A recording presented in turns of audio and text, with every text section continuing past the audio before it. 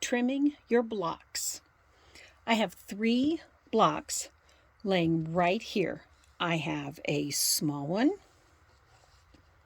a medium one, and one that hasn't been trimmed at all.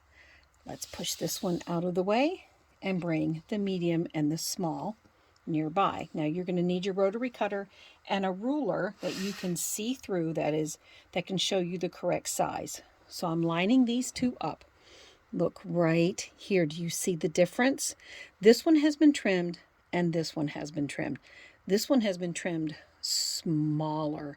So I need to trim all my blocks to this size. And this one is trimmed down to 8.5 inches.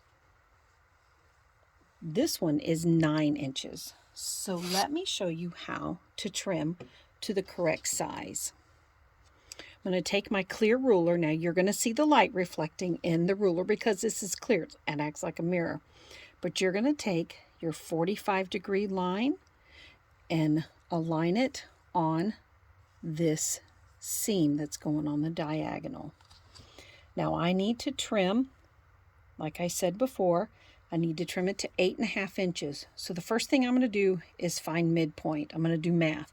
So midpoint to 8.5 inches is 4.25. So I'm going to take my ruler, I'm going to bring the 4.25 measurement right to the middle where all these fabrics intersect, keeping the 45-degree line running along that seam line. Hold the ruler in place and open up your rotary cutter blade because that's important.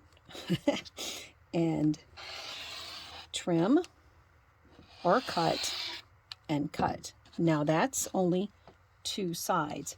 Remove your ruler, pick up the bottom left-hand corner, rotate it, rotate your block to the top right-hand corner. Now place your ruler back on top, and again make sure your seam line is running on that 45 of the line from the ruler. Next, you're going to place the size that your block needs to be. So I have my 8.5 inch running along the outer edge, and my 4.25 lands right in the middle, exactly where it's supposed to be. And now I can trim off these. And that is how you trim your blocks to the correct size. The only thing you need to keep in mind is if you have star points, triangle, like half square triangle tips that you do not want to cut off. And there you go.